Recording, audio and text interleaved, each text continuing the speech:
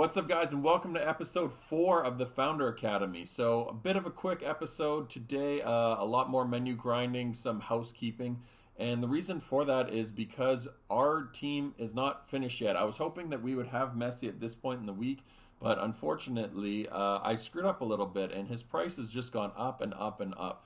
So it's funny because in previous FIFAs, during the week, the player's price from Team of the Seasons would generally trend down as the more packs get open, the more players get sold, the players would become cheaper. In this FIFA, it's been really interesting.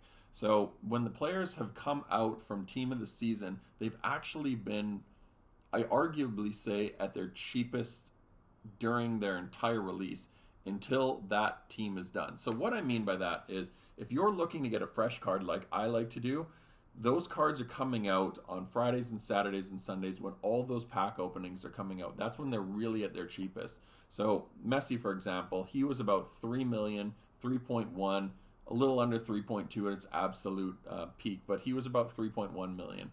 I was hoping that he was going to drop and drop and drop and eventually get under 3 million. What's happened is once Sunday's done, during that week, there's hardly any pack openings. Everybody starts waiting for rewards now because rewards are so jam-packed. And also, people like me that are like waiting to buy them off the market are also waiting for rewards. So during the week, any of the packs that are getting open are pretty much from SBCs and they're all untradeable. So anybody that's packing like a duplicate Messi, for example, like you got the best luck in the world if you're packing duplicate Messi. But if you're actually getting him out of a pack, you're kind of stuck with him because he's untradeable. So hardly any are coming fresh onto the market. So his price has actually risen to 3.5 million. Now, I'm still keeping faith that tomorrow's rewards are going to come out and he's going to drop in price and come out to about 3.2. I mean, if he's under 3.3, 3.2 anything I'm okay with. If he can get under 3.2, fingers crossed, I'm picking him up. So where I'm being a little greedy is I want him plus Sergio Ramos plus Ter Stegen.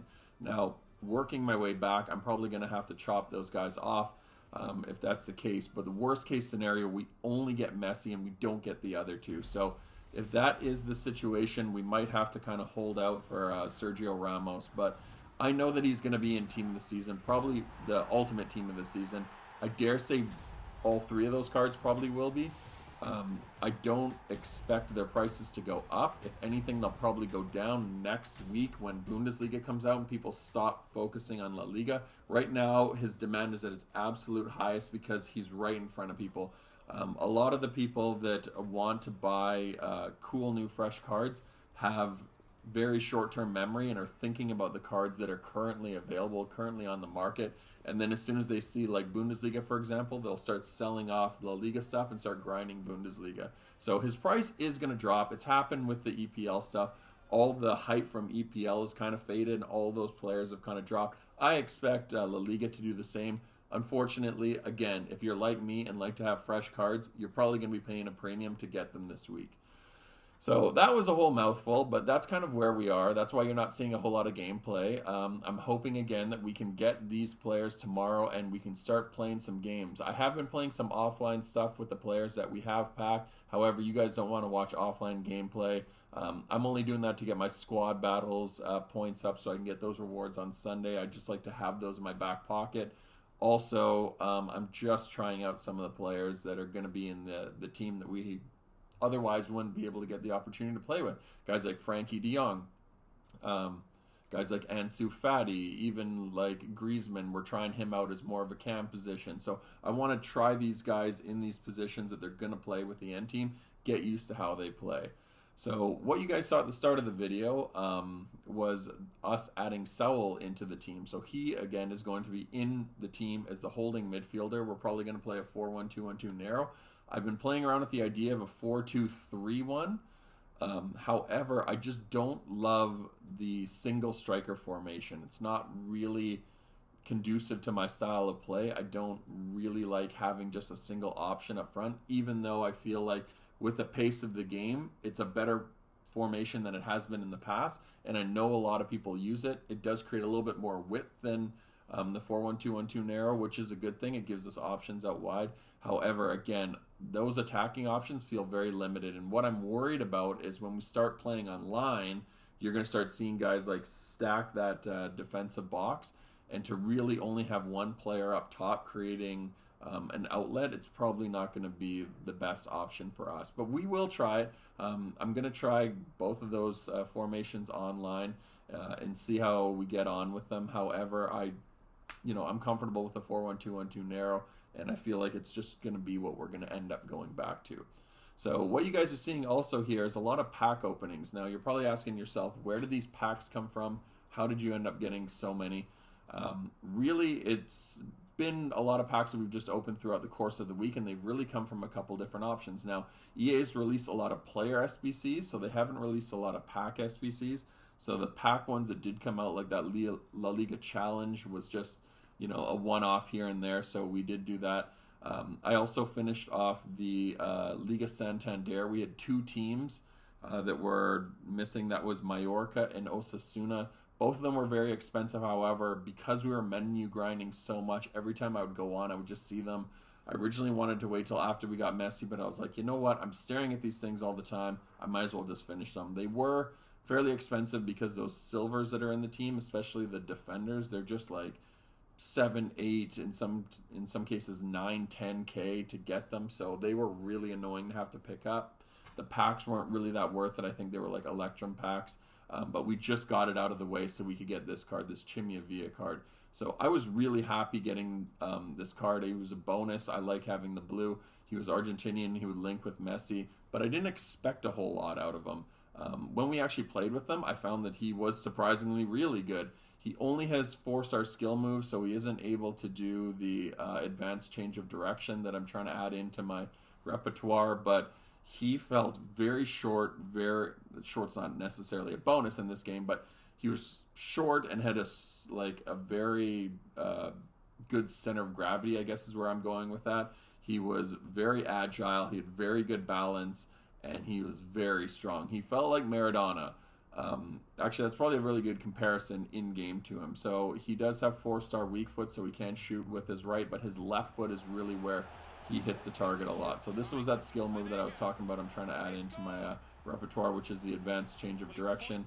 I don't love the Burba spin as much just because it's very exaggerated and easily predictable. But when I've seen people use this skill move effectively, it's been very deadly. So basically, it's down and over on one of the on the right stick, the right analog, and it can just be so useful because you'll be coming in, everyone expects you to be looking for the pass off that side wing, and you basically go down and towards the goal, and next thing you know, he's changing direction and he's facing the goal for a scoring opportunity. So very, very useful skill move to add to your repertoire. I just wanted to add that in there as a reminder to myself to mention it during this. So we are trying to add some advanced skill moves, become a little bit more unpredictable in the area.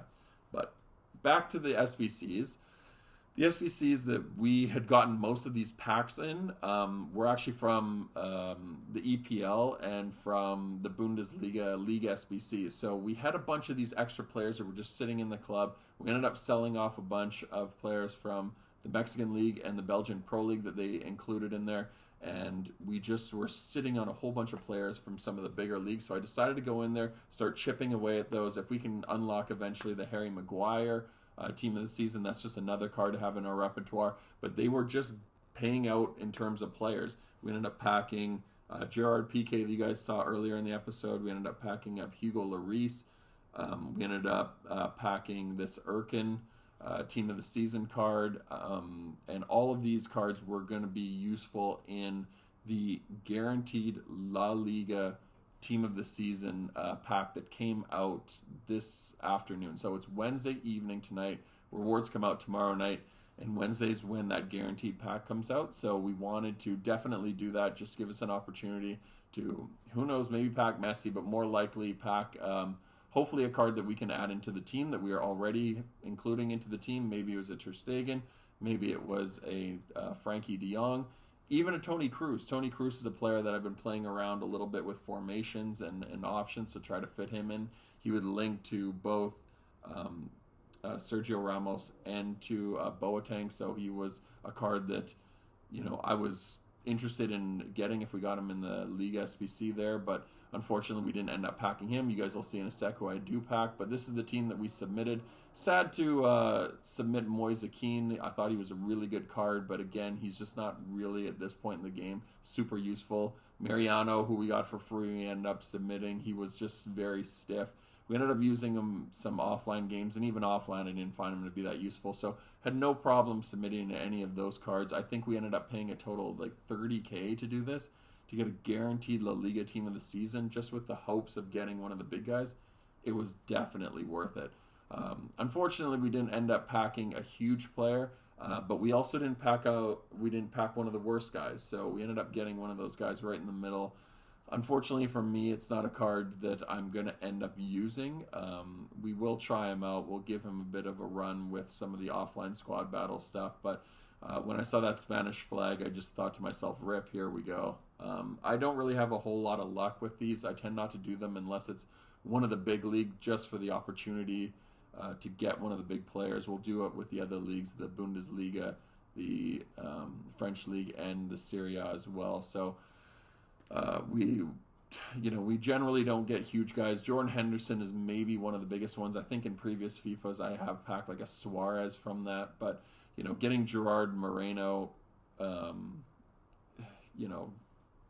do I really have to tell you it's probably not the best card to get. I tried a little bit of gameplay tonight with him. I just found him to be really awkward. He's a right midfielder, so we converted him to a right winger who has a left-footed card. So, I don't have to tell you guys it's not really the meta to have that. It's not a great option because you're always going to have to cut in. It's going to be very predictable, and line play is going to be where it's really useful this year to have a player who's got that strong foot as the outside foot.